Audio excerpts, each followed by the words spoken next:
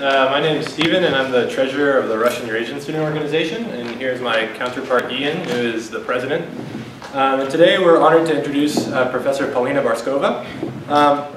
Ms. Barskova is a poet and an associate professor of Russian literature from Hampshire College. She received her BA from St. Petersburg State University and her MA and PhD from the University of California at Berkeley. Her scholarly publications include articles on Nabokov, the Bakhtin brothers, early Soviet film, and the aestheticization of historical trauma, primarily culture of the Siege of Leningrad. She has also authored 8 books of poetry and 1 book of prose in Russian. 3 books of her poetry in English translation were published recently: The Lamentable City, Zoo in Winter, and Relocations. Professor Barskova's most recent book is Besieged Leningrad, Aesthetic Response to Urban Disaster, published by Northwestern University Press. And today, she's going to be speaking about poetry in the besieged Leningrad from 1941 to 44, where various aesthetic modes had to align themselves with the structures and limitations of ideology. The title of her lecture is Poems Written in the Dark, Aesthetic Responses to the Siege of Leningrad. This event is sponsored by the Russian Eurasian Student Organization, by the Department of World Languages, Literatures, and Cultures, and by the Program in Comparative Literature.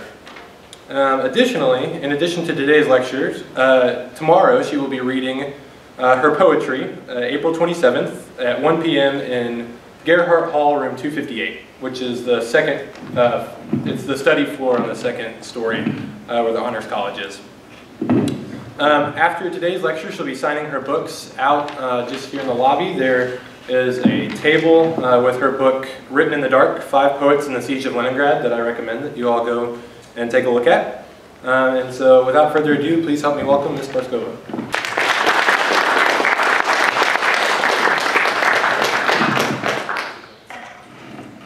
Good evening. Microphone works. Amazing. I'm very glad to see you all here. Maybe, I know it's a somewhat absurd idea to tell people where to be, where to sit. Some students really don't like it. But if you feel like moving a little bit closer, move. If you don't. That's why we have a microphone. So, as I said, thank you so much for coming. I know you are busy, exams and whatnot.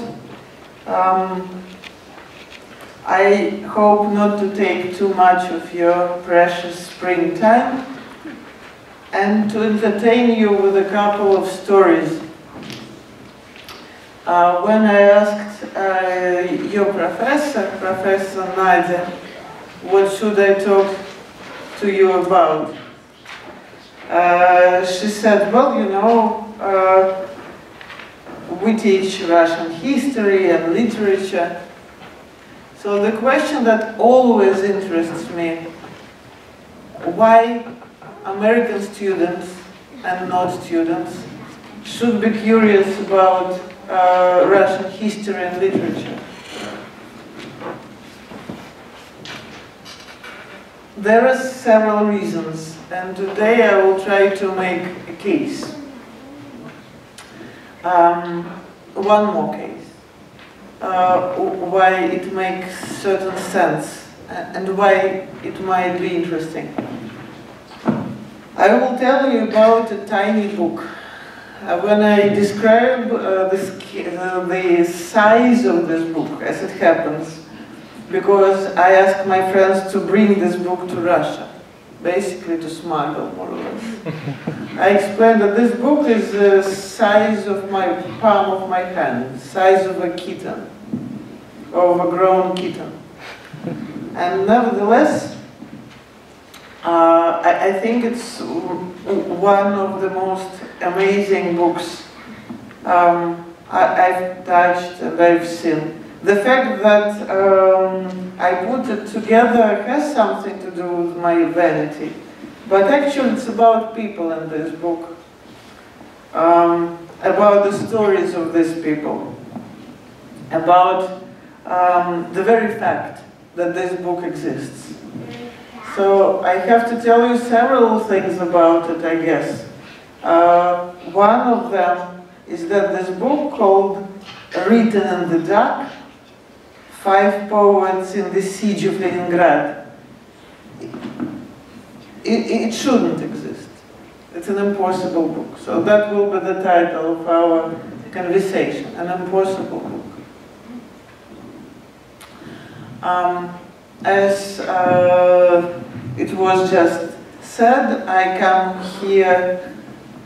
The cab driver asked me where I'm from. Like after first sentence, right, this conversation starts. People try to understand your accent. And there are options to say that you're from Amherst, Massachusetts, but it's bullshit, right? Then you think maybe you should say where you're from. I am from Petersburg, Russia. But actually I'm not from Petersburg, Russia. It's another version of fake news. I was born in a city called Leningrad. That later in 1991 suddenly became Petersburg. But the best thing I always show to my students also when we study documents and IDs and boring, exciting things like that, I show them the first page of my first passport. According to which I was born in Petersburg, that belonged to the Leningrad region. Right? This total historical confusion. So I come to you from the city called Leningrad, which is one of the most nauseatingly beautiful places on this planet I've seen. And while we walked, or rather I limped here, I asked Nadia, whom do you teach in this institution? Nadia said, Dostoevsky. So Dostoevsky, Fyodor Mikhailovich Dostoevsky, had many things to say about the city called Petersburg. And actually Dostoevsky even branded the most amazing phenomenon about this city. Before Dostoevsky, that strange thing that happens in June was called pink nights, and blue nights, and yellow nights. And then Dostoevsky comes and says, white nights. And that's how we know them. Those days, sometimes they are rather bluish and yellowish. Dostoevsky had many problems with the city. Everybody who knows the city, everybody who loves the city has many problems with it. Since the moment I've left the city, I was writing about it. And at some point, I found the best definition and immediately stole the best definition of the city. The best definition of the city, as it always happens, belongs to a Frenchman, because they're so good with definitions. It's a rather amazing story. I really dig it. I really was happy when I found it. So Petersburg was founded by Peter I, hence the name. Peter I had certain power and certain budget to create himself a capital and to call it after himself.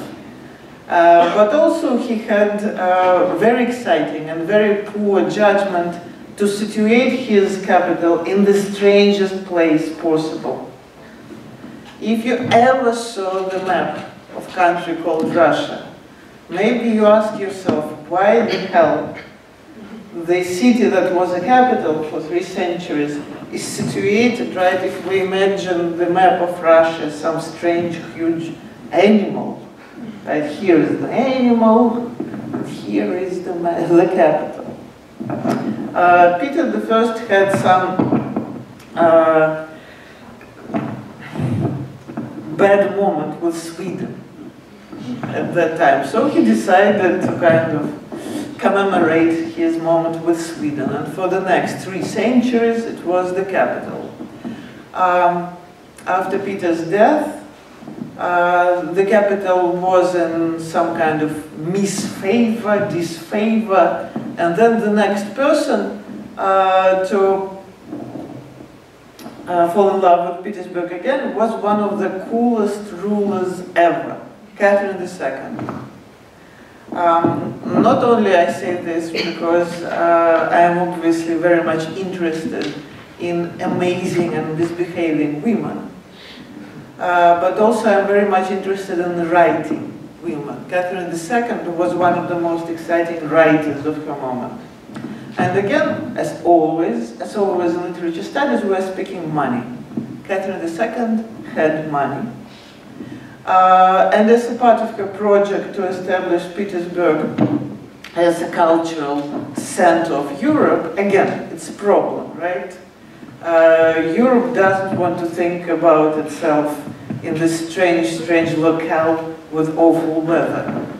Catherine decided to invite some of the coolest thinkers of her time to Petersburg. She sent very impressive sums. My favorite part of this story is that some of French thinkers to whom she was talking took the money and never came.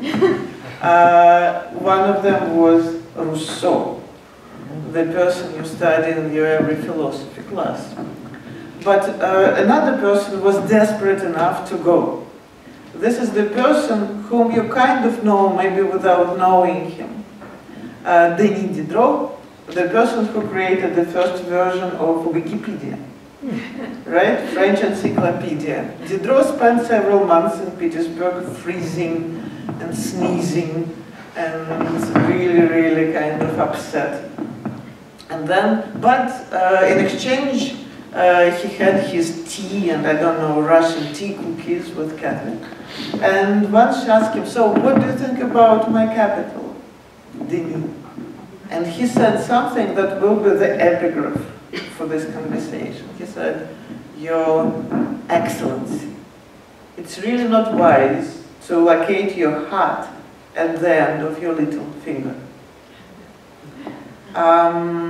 Which I think is the best description of the calamity called Petersburg.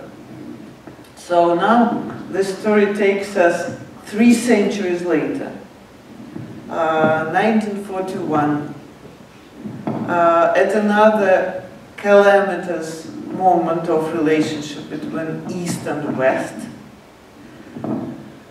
It is the moment when Hitler attacks Soviet Union, right? Stalin hides at his dacha. I don't know, maybe if you are interested in history of the 20th century, Soviet Union plays an unbelievably sinister and exciting role and important. Stalin hides at his dacha for more than a month. He is not able to talk to his nation, which I think is completely nuts. His ministers are talking, his people in power are talking, Stalin is sitting there in burst of his moods. And while Stalin is sitting there in burst of his moods, Nazi forces are moving, and since, as we just noticed, the city of Leningrad is situated at the end of the little finger, right, by September 8th, 1941, it was besieged. It's cut off from the rest of the country by the ring of the Nazi siege. And this is the beginning of something that is called the Siege of Leningrad. Maybe one of the most, we'll think of an episode later, maybe one of the most difficult and one of the richest tragedies of the 20th century, which is so remarkably rich with rich tragedies. The siege of Leningrad goes on for almost 900 days, 872 days, and though, as you can notice, I'm not inclined to talk about it in short, but in short, it is the most serious event of urban famine in modern history. And when I say, I have reasons to say urban, as you understand, right? Because there is some endlessly disturbing competition. There are situations of prolonged, well-organized famine, even on the territory of Soviet Union, Ukrainian and Kazakh famines called Holodomor, hungry death. But the siege of Leningrad happens in the city, and it's a part of this story. Now with this kind of introduction, let me take you to my relationship with this event, and eventually we'll come to this book, I promise you.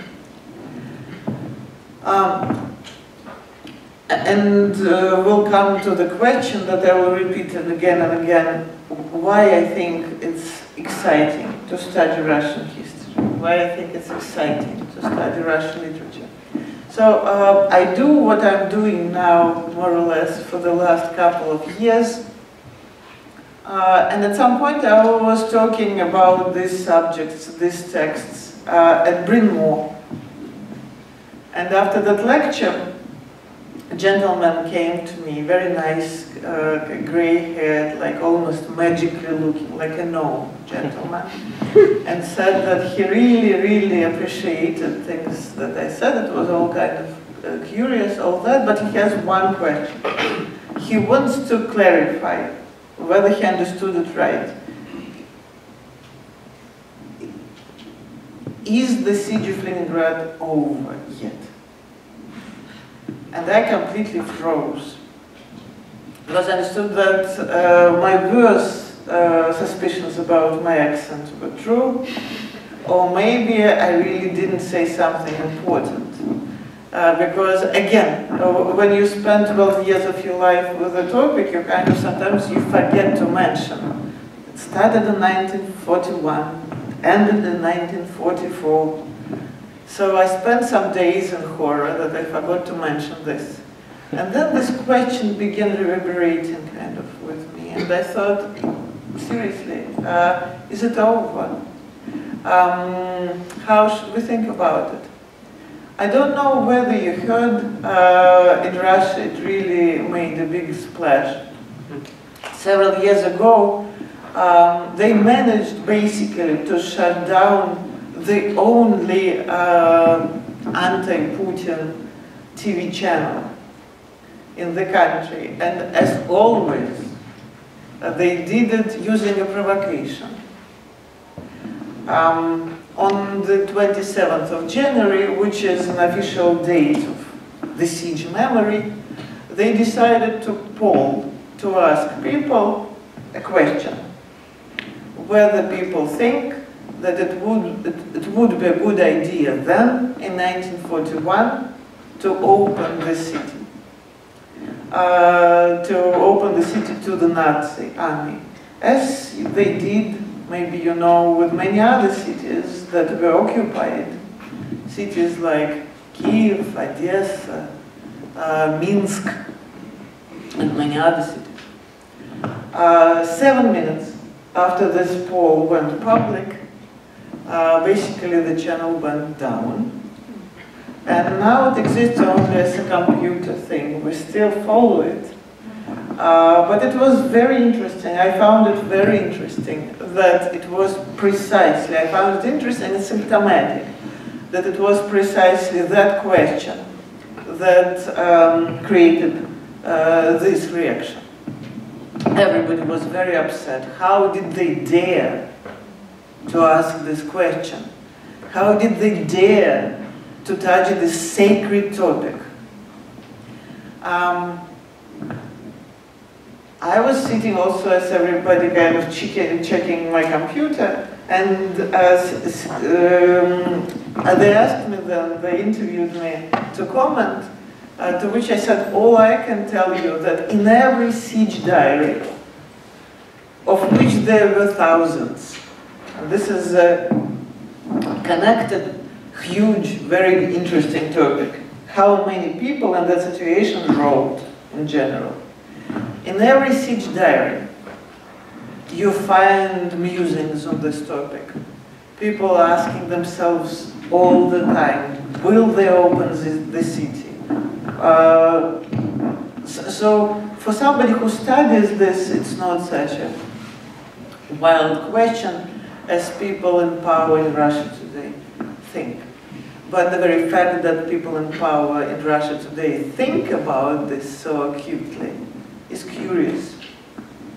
And that this is such a zone of pain and silence and, you know, like a wound filled with pus. You touch it and the reaction emerges. Another way connected, and yet another way to think about the question of the lovely old gentleman is this book that, as I told you, was just published a couple of years ago. The thing is that poetry in this book was written in 1942. So it took, let's count urgently, more than 70 years for this poetry to reach us. When did this poetry happen?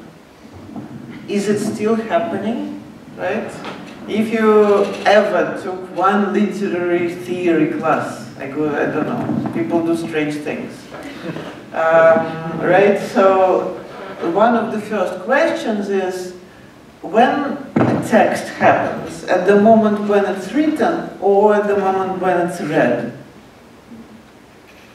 Right? It's not such an empty question, actually. Nobody has read these texts until very recently. We're reading them with huge curiosity and unease. We're reacting to them. They're happening very much now. Without much more delay, I think I will just start with reading you a couple of these texts in English, right? That would be an easier thing to do for us for now. And also I have to tell you that these translations, most responsibility for them belongs to people absolutely like you, to students of Russian literature in American college who have 1, 2, 3 years of Russian.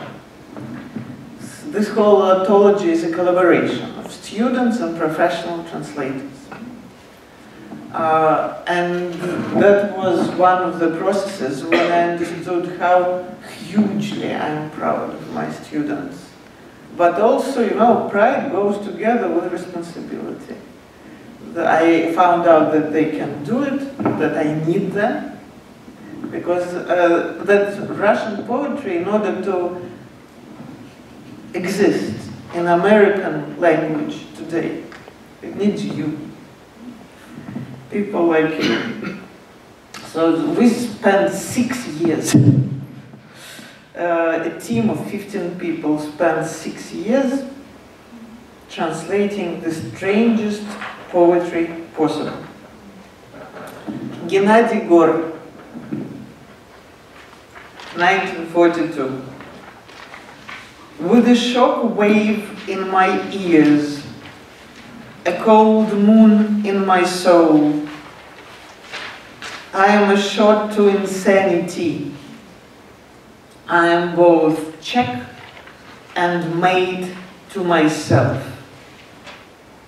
I am mute. Now I am nothing and running toward nothing. And now I am no one's and rushing to no one.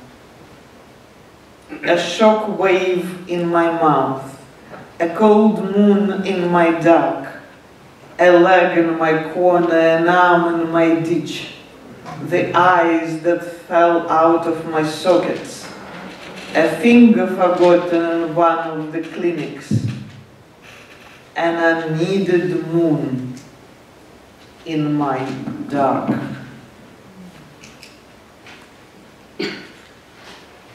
Another one.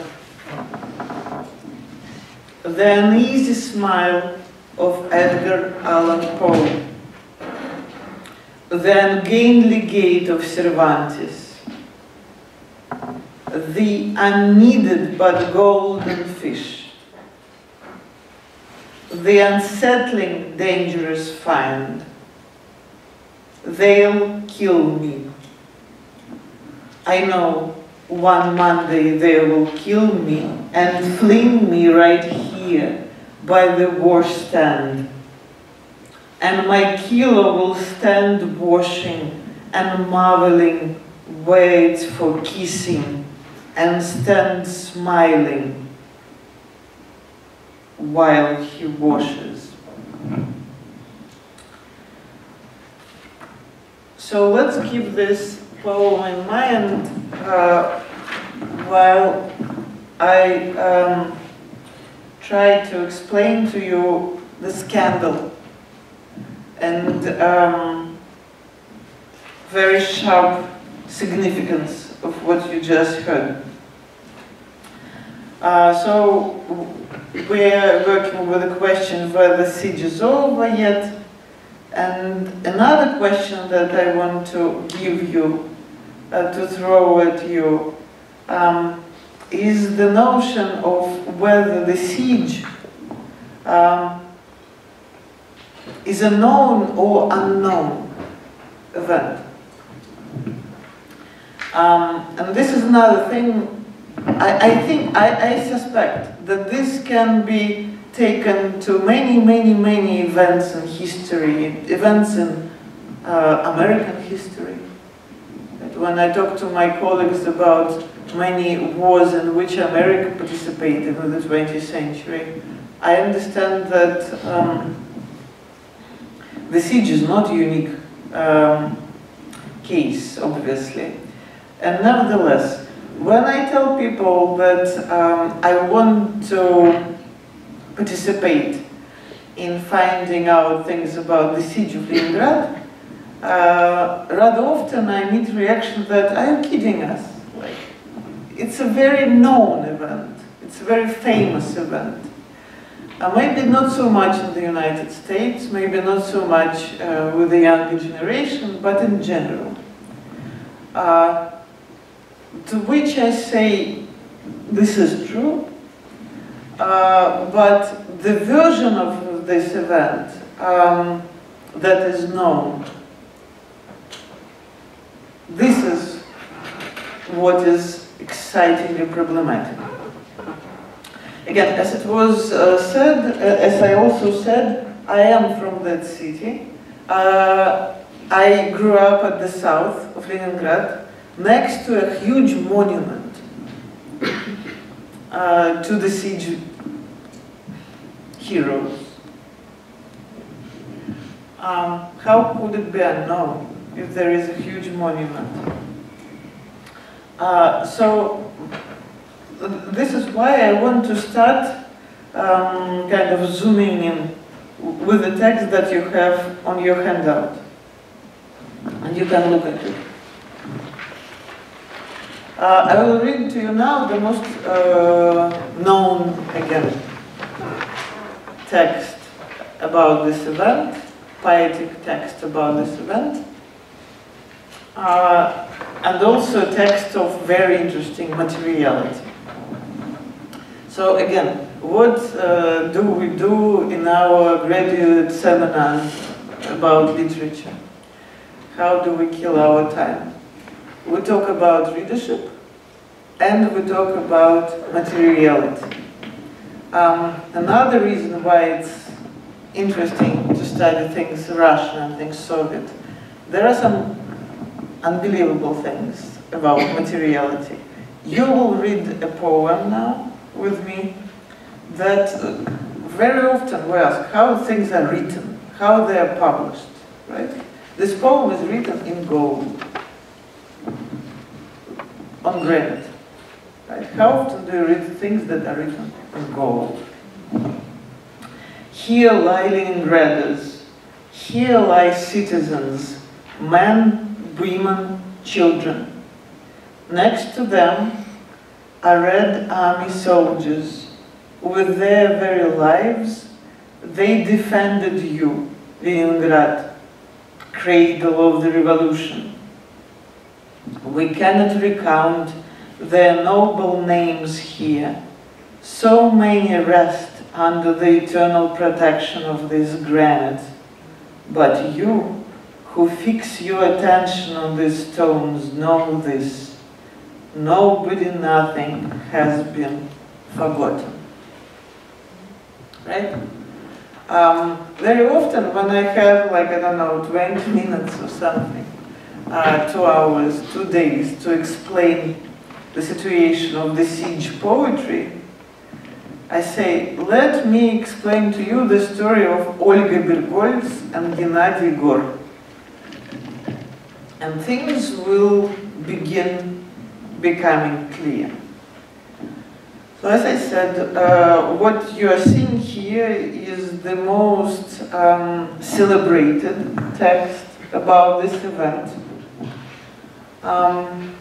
It's written in gold and granite at the Memorial Piskaryov Cemetery, which is the place of official memory of this event. During the siege, it was a ravine where they dragged thousands of hundreds of people. By the way, this is another thing I'm supposed to say at the very beginning, the number of victims. But actually I cannot tell you the number of victims. It's a very interesting conversation. I can tell you a bracket. At Nuremberg process, right, where the Nazi crimes were turned into legal precedent. The number was pronounced 600,000. At the moment, we think that at least 1.5 million. We'll never know for sure, for a number of very interesting reasons. But some of them are there, Piskaryov. And I went there last year with students of Colgate University, which was one of the most interesting adventures in my life. I was asked to go with American students to look in Petersburg for the traces of the siege. So where one goes to the cemetery. And it was amazing. So there is this, again, unbelievably beautiful, indeed sublime, monumental things with her poetry all over. And the cemetery, and the motto of the whole event, the historical motto, nobody, nothing has been forgotten. And the cemetery is ideally empty. So basically this allegory of forgetting. And again, going to this conversation about what is happening with memory today, I'm ready to talk about it. But even that bitter joke of the idea that we're filled with this memory, but who are we? There is nobody there except for 13 wonderful Americans with their umbrellas. And the same goes to the rest of the text. Olga Bergolz, an exciting figure, and if we live as far as tomorrow, I think I will read a poem about her, one of the most exciting figures of the Soviet century, was a brilliant propaganda maker. I think this text is as misleading as it's smart. Because when you read it, how do you feel? I feel, after again some years of thinking about it, on some level I feel very good. Right? How propaganda makes us feel. It makes us feel good. Right? We are comforted that nobody will be forgotten. That's great. We are also comforted that there exists this wonderful collective body of memory, right? They're all together. Here lie citizens, men, women, children, Red Army soldiers, and there is this narrative of historical comfort. They defended Leningrad, right? Heroes are all together. It's nice. Gore is, I don't know, anti-nice is the word. And the history of the publication of this poem and his poetry, you have it on the second, another poem by Gore is on the next page. We'll get to it maybe. When I tell people that somewhere in conversation between Bergolz, the official voice of the siege, and Gennady Gore, the poet about whom you've never heard before, the poet about whom professional literary scholars in Petersburg never heard before, the poet about whom professional historians of the siege never heard before. So if we put their cases together, some interesting scenario will emerge. Not only the texts are drastically different, but the fates of the text are drastically different. And again, when I say that what is important, what is crucial to know about Soviet literature, one word coined by a remarkable Soviet literary scholar, Lydia Ginsburg. And this word is publishable.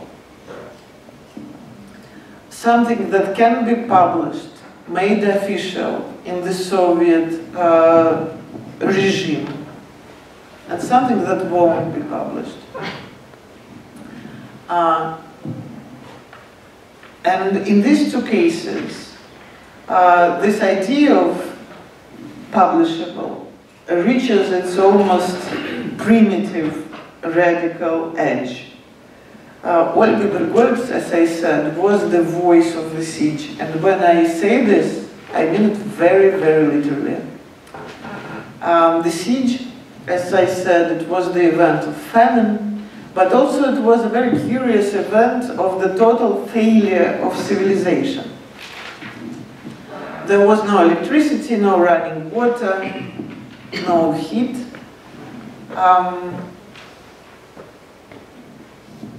And many other things were absent. For example, it's very interesting to study and to understand there was total failure of information. And when today they're trying to block Google in Russia, better, worse results. People who have certain historical memory smile very nervously. Because when you don't have access to information, it kills, right? The only thing that worked in that city, not the only, of course, but the thing that worked very well in this city was radio. And this is yet another book that should be written, maybe not by me, but maybe by one student sitting in the room. It will be a history of the siege radio, which is a totally exciting subject. And by the way, we even know where to find the archives. So in each apartment, radio worked. It was a rather strange radio. It had obviously only one channel, so to say. Every other model of radio in the city was arrested. People were told to give up their British, French, American and German machines at the beginning of July. If you'd be found with multi-channel radio machine, you would be arrested immediately. But the one-channel radio was on your wall in the kitchen. Why was it crucial? Because it had the sound beep, beep, beep. It was the sound which supposedly was telling when the Nazi air forces were approaching to bomb. Nazi air forces were Nazi air forces, which means they were impeccably regular. And among many tortures of those 3 years, everything fades in comparison to famine, right? Because we are beasts. But that thing that it would go every 3 hours, basically, the people were not sleeping in the city. Every 3 hours you had to either go downstairs to the bomb shelter or to decide, you know, the heck with it, which many did at some point. So in addition to this beep, beep, beep, there was also, weirdly enough, some cultural programming. And the most important part of it was the voice of Olga Bergulina, which again sounds very strange, that poetry became some kind of, and use is a very strange word, but something. It was something. It was, I don't know, kind of spiritual nourishment. In her beautiful voice, she would read this beautiful poetry,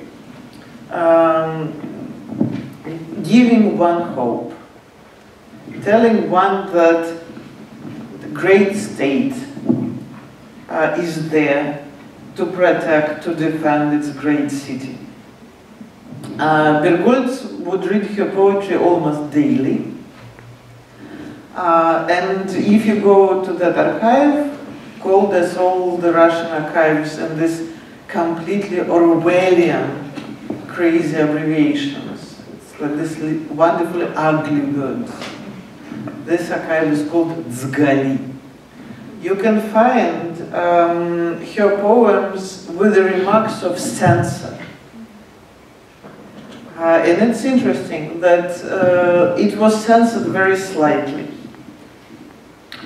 When one thinks about a poetical career, I don't know how many of you think ever about careers of poets. I don't know how many of you have published, but this is something very special, right? To be published immediately, to sound from every kitchen, and to be basically the voice of power, the voice of hope. Next to her, Bor, with whom we started this conversation. He's an ideal case of the otherness, of the separate and different understanding of things. So the poem that I have on handout, I will start reading it. Don't eat my leg, let go of my tongue. God knows how I'm used to praying to God. Don't eat my arm, let go of my thigh, and don't throw it together with science into the bucket. Don't eat my eye, with derisions, visions, demon, it's watching you.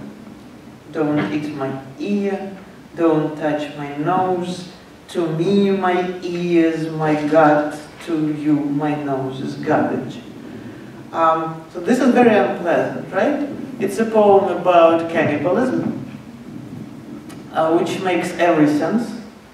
Not only we know now that obviously there was cannibalism in the starving city, but going back to the conversation about information in the city, one of the best books of the siege, recently published in Petersburg, is a book about information and gossiping. It's a book written by a sociologist. right? In the city, where the only official knowledge is coming from this object on the wall, and it declares wonderful victories of the Soviet army, when Soviet army actually is walking further and further and further east. Nobody believes this. And then there is divine voice of Bergold's. Nobody believes her voice either, but everybody likes it. So how do people know things? People talk. Even though they know that for talk they might be arrested, they were arrested. And when I said that the only thing that worked in the city was radio, of course I was not precise. Another thing that worked wonderfully in the city was secret police, which was arresting people constantly. And it's also a very interesting conversation for us, because now, how do we learn things about the siege? We go to the archives of the secret police. For example, this is where we find out about cannibalism. Yes, there was cannibalism in the city. There was less cannibalism in the city than one would think, and there was less cannibalism in the city than people thought. The gossip about this was huge. People were really afraid to go out at night. People were really afraid to allow children to go out. It was one of the biggest anxieties. So it seems that this poem just narrates that anxiety. But I think actually what this poem narrates, and if I ask you why this poem is so scary, so unpleasant, so disturbing, it makes us so uncomfortable. Because actually it creates a subject that is really, really not together. And I think, again, when I compare this subject to what Bergold shows, shown together, these two texts, give us some understanding between how the siege looked officially and how it continues looking officially. The moment by which I grew up walking, I had a cat, so I walked with a cat. By the moment it's still there, right? In gold and granite with tulips. I'm sure there are now tulips. So that kind of memory is very much alive of this beautiful collective body. And that second poem, so let's go to the very beginning of my talk. Friends smuggle it in Petersburg and Moscow, and it's being sold in several completely crazy anarchist bookstores. So maybe I suspect it's usually when I feel really good and relaxed. It means that I'm running out of time. I noticed this. Yeah, I'm running out of time. But maybe I will finish with one more poem from this book. And also I will tell you my kind of the biggest bragging story, my claim to fame. So since it's difficult to be kind of the voice of the historical event on the radio daily, what else can make a poet really proud of himself, themselves, yourself?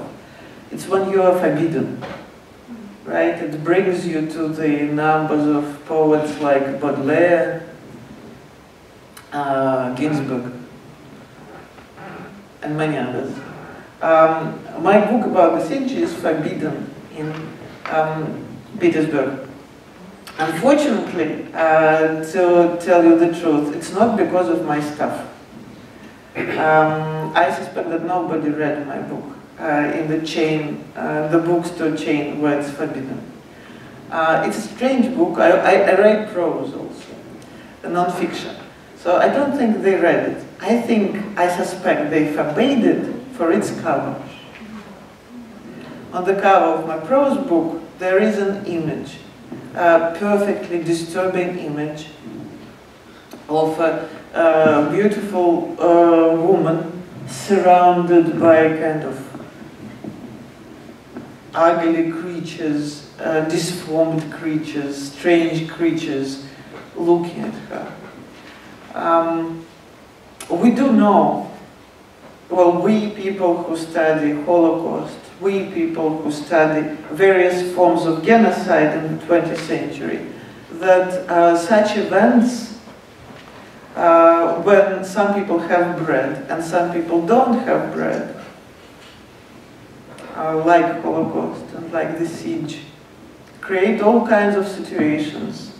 Prostitution is one of them, right? This is something you absolutely cannot say out loud in my city today, though I'm really, really trying. I'm determined. And that picture on the cover belongs to a wonderful creature called Pavel Zaltzman, a poet and an artist.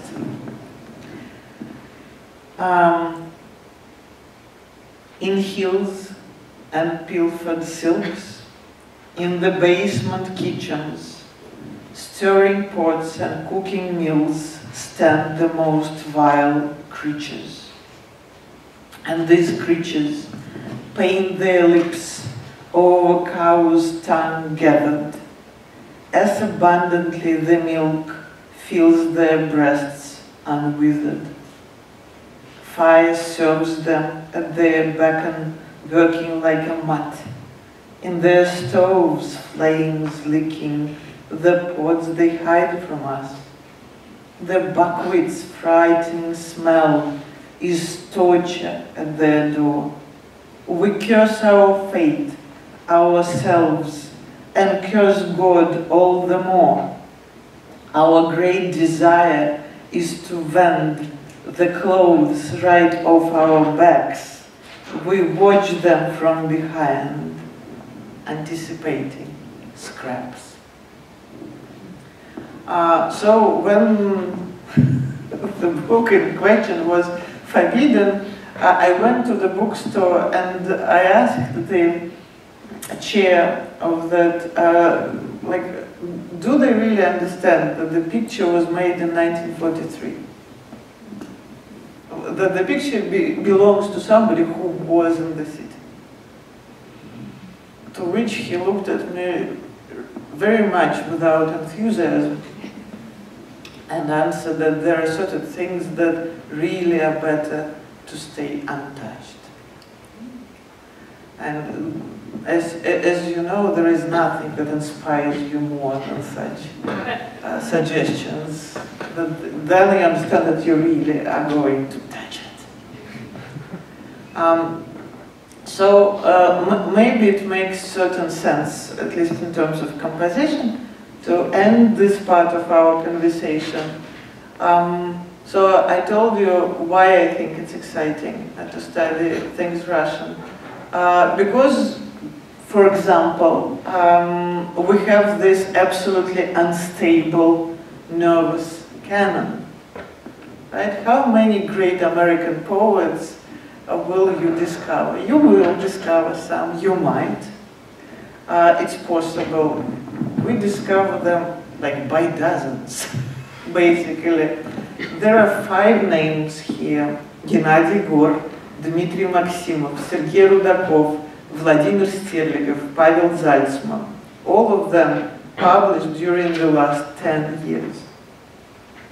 Gor, whom we just read together, was a remarkably strange person. And very interesting fact about them, none of them died during the siege. They all managed to survive. Each story is very interesting. Gor lived to be 82. He had a very long life. He didn't read one line of his poetry during his life. He didn't dare. But another very curious thing, that neither he burned it, which I think is absolutely fascinating. So what readership did he want?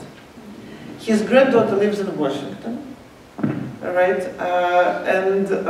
When I asked her, like once ever, did he read it to anybody? She said no. But sometimes he would mention that he has these poems. So since I spent lots of time thinking about him, what does it mean to know that maybe you've written the most fascinating poetry on the topic and never dare to read it? So maybe with this question I will end now, hoping for some questions. Thank you.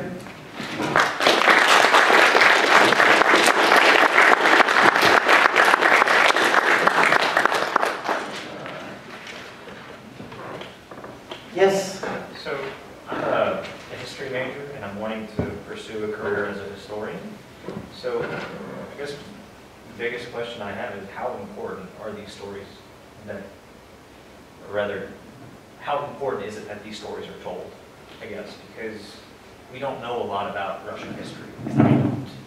But in cities like Petersburg, where they don't tell these stories, how important do you feel that it is that history is shared? That's a great question. Why these stories? Because it's deceptively naive and very open-ended, right?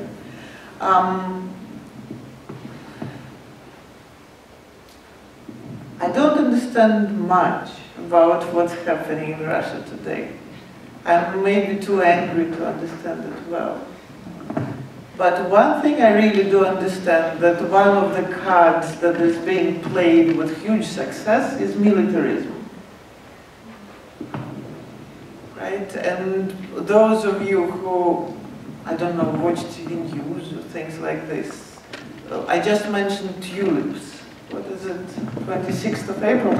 In a week and a half, May 9th, they will have the Victory Day celebration again. And there will be a huge military parade in Moscow. And also there is this fascinatingly disturbing institution called the Immortal Division, where people are walking the streets of Russian cities with the portraits of their grandfathers. And many of them are carrying the medals. Somehow, I don't see when, and I don't hear when I ask, that people are walking with representations of these millions that died in Leningrad. The story of the siege is again and again retold as the story of courage and the story of heroism and the story of agency. This is what interests me, right? This is what Gore is writing about, total lack of agency. You cannot be an agent if you're lacking ears, nose, and legs. You're lying in your apartment next to your dead wife with this divine voice of Bergolds. Bergolds looked like Monroe. She also was this kind of vision, with this beautiful sensual voice telling you that everything will be fine. Well, you're thinking that it's a bad idea to bury your wife for a number of reasons. The main, because if you don't declare her dead, then you can use her food rations for the next month. So this story is not being told. Story of victory is being told. Well, I kind of think if the story about the dead apartment would be told more often, then maybe at least some people would have some questions about how war actually happens.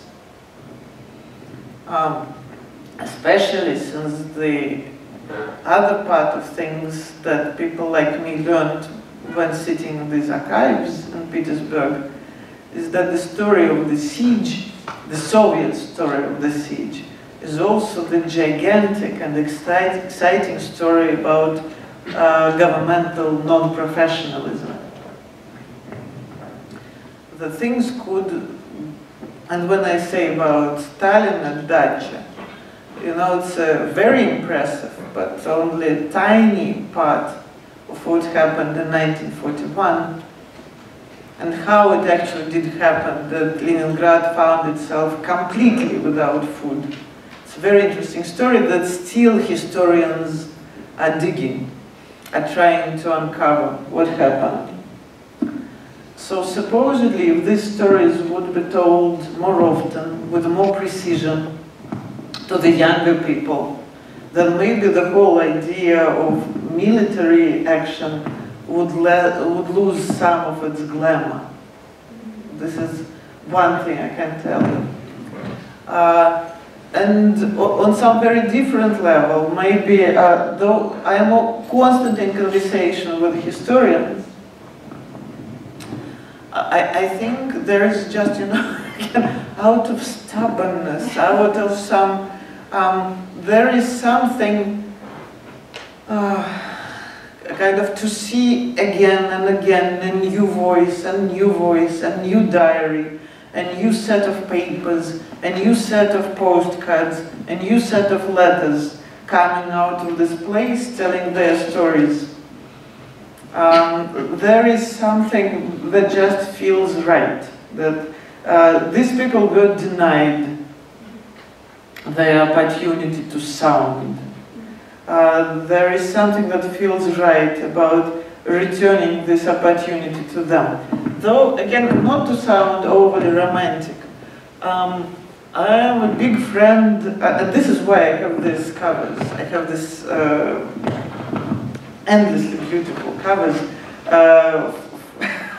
which I am thrown out of the big bookstores. This cover also belongs to Zaltzman. I am very, very, very in love with this cover. The book was made by, obviously, an American press. It's a tiny press in Brooklyn called Ugly Duckling Press.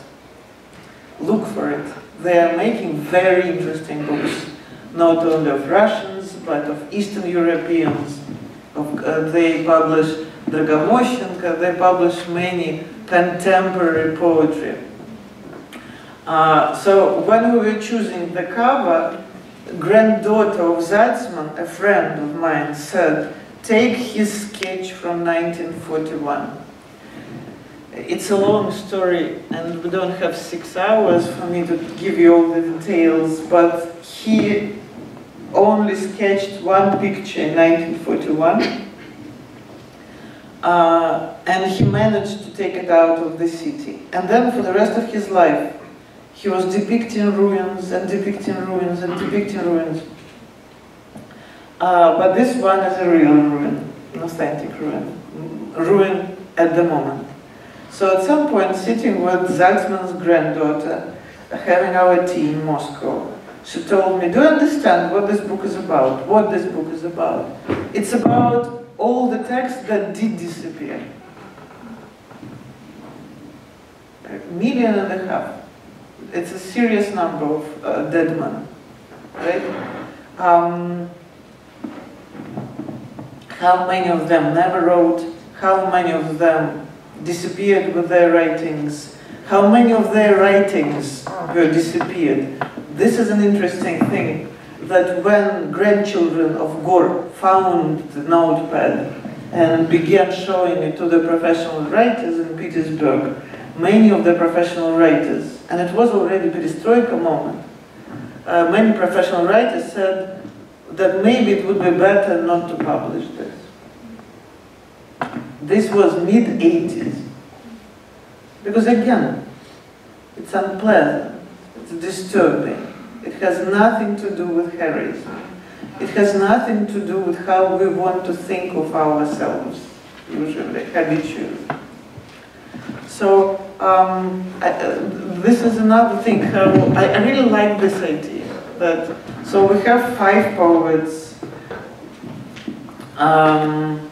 I can think of, I don't know what, 100 more. but actually the massive, like, ocean of silence of people who didn't give us their voices is much bigger than this tiny zone of writing. And this is why I think also, right, we owe it to those who disappeared. Because we're alive and they're not. So these are some ideas to a wonderful question.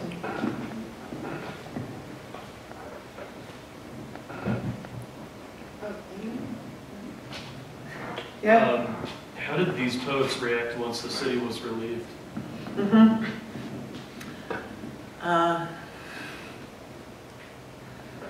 As I said, each has a story of his own. By the way, again, there is a reason why these five are united.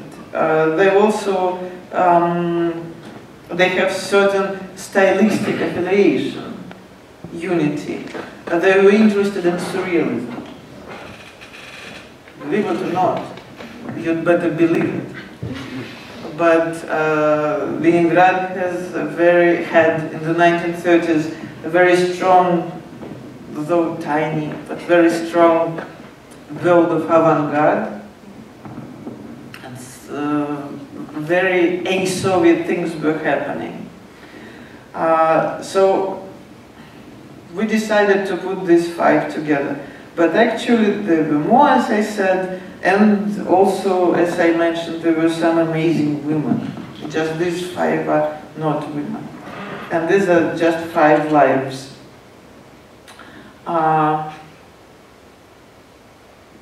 All of them managed to find ways to be recreated.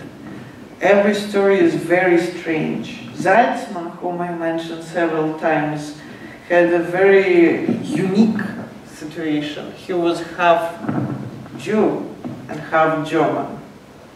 This is like the best ethnical situation to find yourself with in the besieged Leningrad, in Soviet Union during the war. And since I'm telling you that the siege is not over, we're still finding things and how things are happening. One of the translators of this anthology, and I said that I had a group of students who studied Russian to participate basically in this project. And I asked my friends, the translators, to help them. One of the professional, a brilliant translator, his name is Eugene Ostashevsky. He did a lot for translation of the Russian Soviet avant-garde. He became so kind of fascinated, upset, whatnot, about this whole topic, that he brought me his grandfather's diary.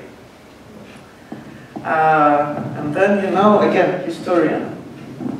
And you read something and you think like, you know, shoot me, it cannot be, this cannot be, I'm not reading this, wake me up. And later we published the diary. The diary is from a person, it's diary and then kind of remade into memoirs. The grandfather was rewriting and rewriting and rewriting. And he had good reasons to think about polishing his text, because during the siege he was in secret police. So basically it was one of the first diaries I've seen outside of the archive of KGB from somebody who was in the secret police. One of the things that I learned from this text, I didn't know, I just didn't know what happened to the Germans during the siege, ethnical Germans.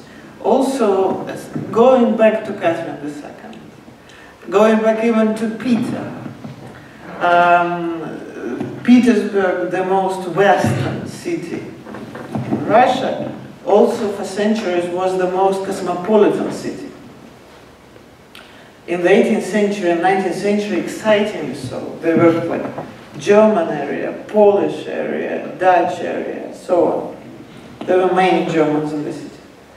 They were there for several generations, right? and then the war with German comes, you're German because your grandfather was German, because you have a last German name. You don't speak German. But nevertheless, ethnic Germans, mostly, not all of them, but many of them, were arrested and sent to the concentration camp on the suburbs of Leningrad to die of famine. They just kind of put them there in a vengeance operation, which is a thing completely forgotten by the society, for the reasons that you can guess. And again, once you find out about these things, completely new vision begins emerging with different understanding of fates, actions, decisions, and responsibilities. Salzman survived. During the summer of 1942, he managed to bribe somebody, and he was evacuated to Tashkent. Most of them were evacuated to Tashkent, Almaty, with his daughter and his wife. His parents died.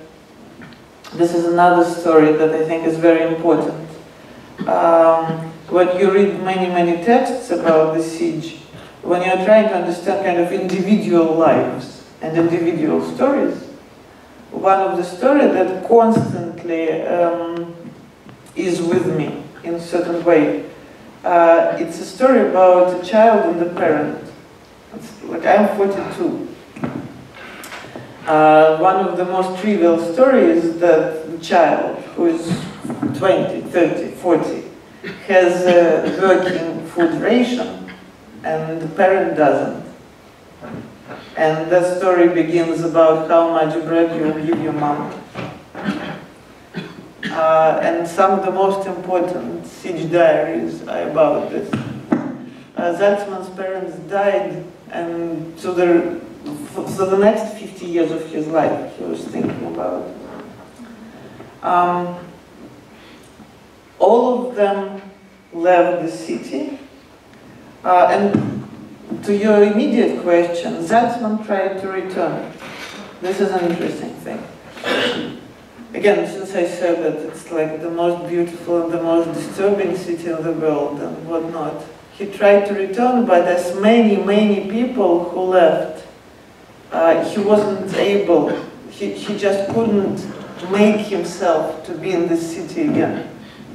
In June, we are putting together a conference about which I'm very excited at the moment. About your question, I'm very interested in the question, what happened to people at the moment when siege was over? This moment of afterness. So the hell is over, supposedly. How do you live for the next 50 years of your life? How do you live in Soviet Union for the next 50 years of your life? Which means that you won't tell the story to anybody. So this is something of the answer. There is only one of them died during the war in a very exciting way, I think. Sergei Rudakov, about whom we didn't talk because we only have an hour or something. Also got himself out of the siege and then became a functionary, military functionary in Moscow and tried to save his best friend from going to army. Why? You think you know Russian history of 1943. You think you have some idea. Because the best friend was a Tolstoyan. Ta-da! How many Tolstoyans were there in 1943? How many people who were principally pacifist for the reason that they followed teaching of Leo Tolstoy? Right? It kind of completely changes what we understand about things Soviet. So both were caught. Both were which is also interesting, were given a choice to go to the concentration camp or to go to the front lines. Rudakov chose front lines and was murdered in the first battle. The French survived. So Rudakov is the only one who died during the war. Everybody else survived and had their long and strange lives.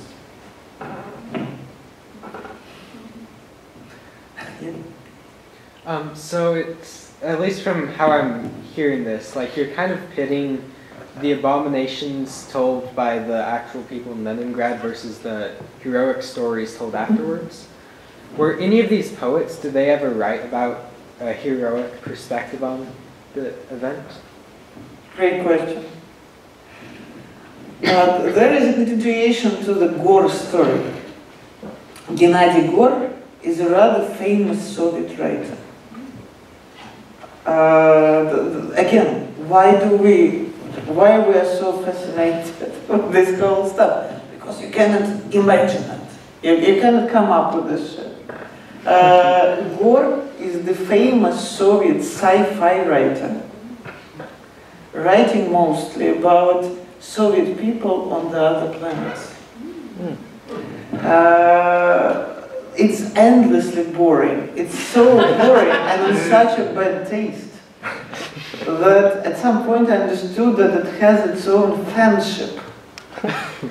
When I began talking about Gor in various audiences there, and people would ask me, is it our Gennady Gor? I'm like, oh God, no. No, it's not your Gennady Gor, it's my Gennady Gor. Which also creates this very multi-dimensional thing we call like Soviet intellectual civilization. That this person who wrote this unbelievable, modernist, strange, crazy poetry also wrote these novels about, again, good Komsomol, young Communist Party leaders going to the other planets, meeting these creatures with little green antennae, supposedly, and explaining to these creatures about beauties of Soviet life. Right? And then the creature with a great antennae would make a little gesture with the antennae and say, wow.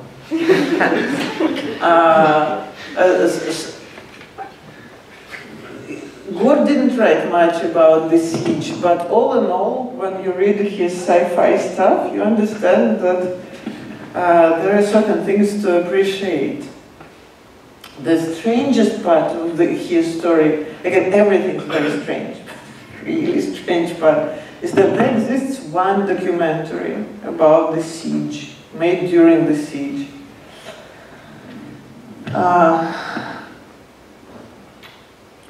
Which is absolutely remarkable. And the story of this documentary is remarkable also when we talk about fake news. It was made and remade and remade, and then finally they created this amazing calendar. So they showed this first year of the siege, and when you watch this documentary, you understand, it's like 54 minutes, you can check on me, or something like this. So you have this endless fall with very good weather, and everybody very enthusiastically protecting the city. Then you have very brief winter, like 3 minutes. 2 minutes is Comrade Stalin on mausoleum with very dignified mustache, kind of. He's kind of upset, but he knows everything will be fine. And then we have several seconds when camera shows us people in the city. And again, we asked everybody we could, but people swear that when they show public library, for a second the person lifts his face and they say it's Gor. What is the chance? What would be the chance? He is completely, he is dystrophic, he is absolutely, it's a specific facial situation of hunger, but he's recognizable. So somehow the wildest siege poets made his way to the official documentary about the siege. which I think is also remarkably symptomatic. Of these 5, they didn't write official stuff. But this is a very good question, because now when people ask me, so now it's time to study things Soviet. For example, Bergogl's. Let me turn your question.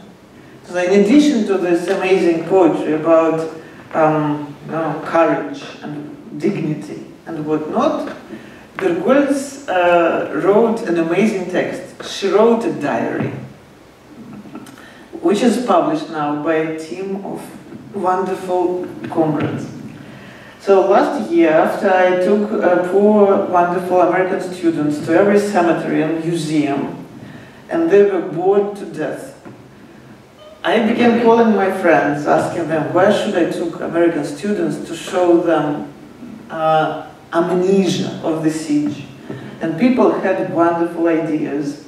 And the main specialist on Bergogl's told us, take them to the place where she lived, where she buried her diary 3 times, and then unburied it. Every time when somebody would call and tell you, it seems that they're coming for you. Every time there was a suspicion of arrest, Bergogl's would dig her diary in, and then she would eventually dig it out. So sometimes I think that one of the best perspectives to write the story of the siege would be from the point of view of the diary. Like, not again. There I go for another half a year. The diary, which was put on the surface, and as I said, now published, you read it, you don't believe your eyes. She understood everything, she knew everything, she had no illusions about Soviet reality. She was merciless and brilliant and cynical, and she wrote this wonderful poetry about collective values.